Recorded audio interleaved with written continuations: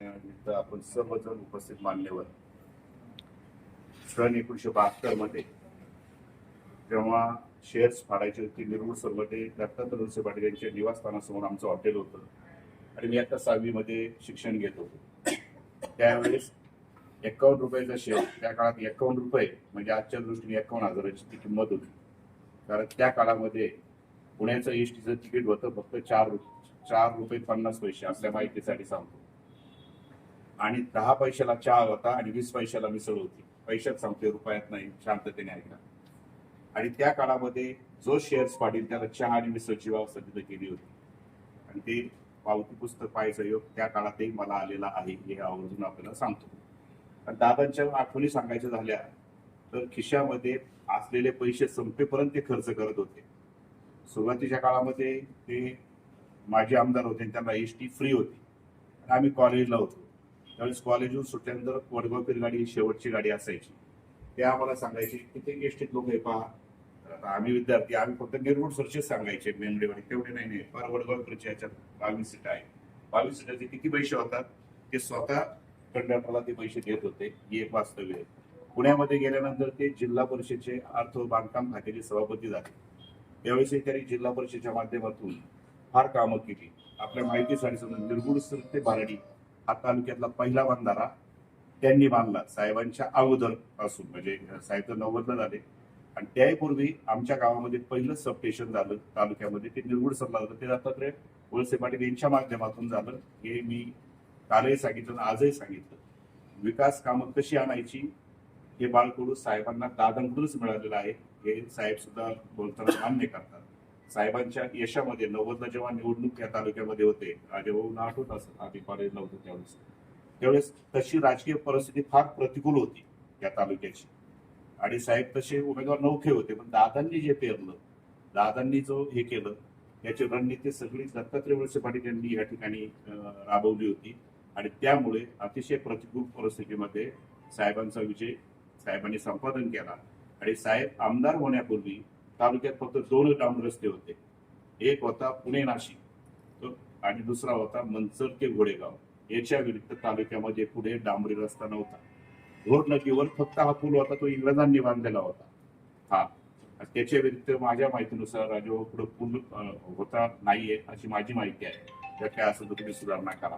आणि त्या काळामध्ये मनसरमध्ये पिण्याच्या पाण्यासाठी आठवडे बाजारामध्ये आम्ही होतो. 8 आणि 25 पैसे घेतल्यानंतर पिण्याच्या पाण्यात मिळत होतं मनसर. तालुक्यात सगळीकडे पिण्याच्या पाण्याची समस्या होती. तालुक्यात पहिली निर्गुण सचिन नळ योजना दत्तात्रय वळसे पाटील यांनी माझ्या माहितीनुसार 80च्या दरम्यान सुरू केली. त्या काळामध्ये म्हणजे 1980ला. त्यावेळेस साहेबांचं काय तालुक्यात फारसा राजकीय संबंध नव्हता आणि अतिशय येणाऱ्या प्रत्येक माणसाला मदत करणं, त्याचा रिस्पेक्ट देणं हे अतिशय दादा हे करत होते. दादांच्या काळातले कार्यकर्ते जे आहेत ते आजही दादांच्या बरोबर आहेत, याचाही मला आवर्जून उल्लेख करावा लागेल. कारण दादांनी जे उभे केले कार्यकर्ते त्यांच्या निष्ठा आजही साहेबांच्या बरोबरच आहे. आणि दादांनी शेवटपर्यंत या तालुक्याचं हित पाहिलं. ज्येष्ठ नेते पवार साहेब आणि दादांचे काय संबंध ते आपल्याला सर्वस्कृत माहीत आहे.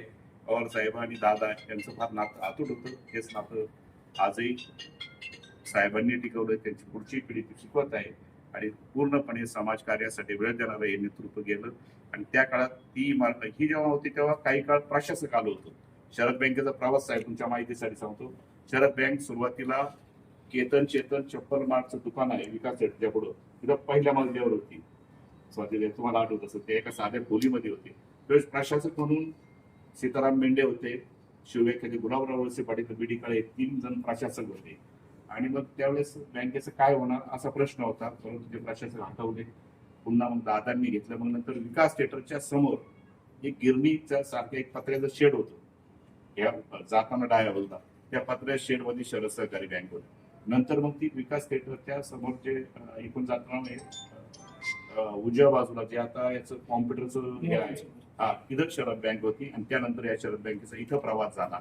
आणि सुरुवातीच्या काळात तुझा 3च स्टाफ होता.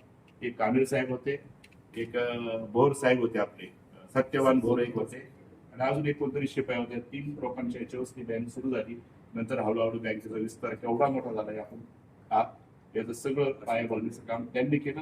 ह्या बँकेला उंचीवर नेण्याचं काम माजी सहकार मंत्री आमदार दिलीप वळसे पाटील यांनी केलेलं आहे. त्याच्यावर किती लोकांना रोजगार मिळाला, तुम्हाला रोजगार मिळाला, पण त्यापेक्षा उद्योग व्यवसायाला माझ्यासारख्याला त्या काळामध्ये 10 लाख रुपये बँकेने दिले. ही गोष्ट आहे 93ची. सर्वात मोठं प्रपोजल माझं होतं महानंद आईस फॅक्टरीचं. आणि त्यावेळेस साहेबांनी सांगितलं, अडचण दादाही होते, त्यावेळेस दादाही म्हटले आम्ही स्वतः जामीन राहू का. मग ते कानडे साहेबांनी वगैरे ते सोडले पैसे, कारण आपण ते वेळेत दिले. नंतर बरंच द्यायला म्हणजे सांगायचं हे काय, या बँकेने सुद्धा अतिशय खडतर प्रवासातून आले. त्यामुळे बँकेच्या अधिकारी कर्मचाऱ्यांना माझी विनंती आहे, तुम्ही चांगलंच वागता, पण आलेला माणूस हा तुम्हाला बिझनेस देणारा माणूस आहे या दृष्टिकोनातून तुम्ही पहा. कारण येणाऱ्या माणसाच्या कधी कधी समस्या असतात, तुम्ही चांगलं रिस्पेक्टिव्ह द्याचा. आता काळ बदललेला आहे, आता बँकेच्या लोकांनी सुद्धा व्यावसायिकता आलं पाहिजे. प्रचंड स्पर्धा आहे, तुमचं नाही पटलं तरी दुसऱ्या पतपेढ्या आहेत, पतपेढ्यांनी सुद्धा काही बँकेचं स्वरूप प्राप्त केलेलं आहे. त्यामुळे प्रत्येक आलेल्या माणसाला तुम्ही अतिशय आदरयुक्त वागणूक द्या. त्या निमित्तानं आपण सर्वजण त्यांना विनम्र अशी आदरांजली अर्पण करण्याच्या निमित्ताने या ठिकाणी उपस्थित आहोत. माझ्या आधी डी.के. वळसे पाटलांनी दादांचा जीवन कार्याचा थोडासा आलेख आपल्यासमोर मांडण्याचा प्रयत्न केलेला आहे. अगदी जुन्या कालखंडात या तालुक्याची मुहूर्तमेढ विकासात्मक रचना असेल, सरकार असेल, शिक्षण असेल, या सगळ्या बाबतीमध्ये लोकनेते किसनरावजी बांडखेले आणि दत्तात्रय वळसे पाटील यांनी अतिशय भक्कमपणानं पायाभरणी केली. दोघे विरोधक असले तरी कधी विरोध करायचा आणि कधी एकमेकाला समजावून घेऊन तालुक्याच्या विकासात्मक जडणघडणीमध्ये आपण एकत्रित काम करायचं ही जाण त्या लोकांना होती.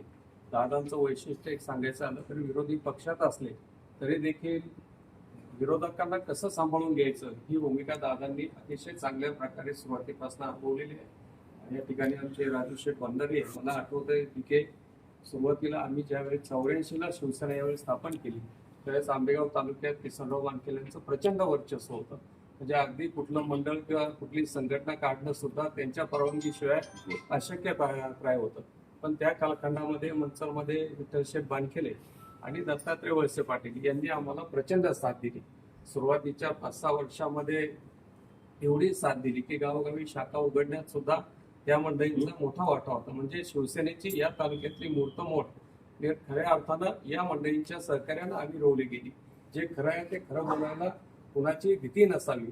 आणि वास्तविक पाहता ज्याचा उल्लेख आता डी.के.ने केला का ज्या वास्तूमध्ये शरद बँकेची शाखा थिएटरच्या आवारामध्ये काढली त्याच्या आधी ती वास्तू विठ्ठलशेठ बांडखेले यांनी आमच्या शिवसेना कार्यालयासाठी दिली होती. अनेक वर्ष त्याच वास्तूमध्ये आम्ही आमची शिवसेना शाखा चालवली आणि कालांतरानं त्या वास्तूमध्ये शरद बँक त्या ठिकाणी आणली गेली. म्हणजे अशा प्रकारचं आमचं वेगळं नातं होतं. मी 90 साली पदयात्रा संपूर्ण तालुक्यामध्ये काढली.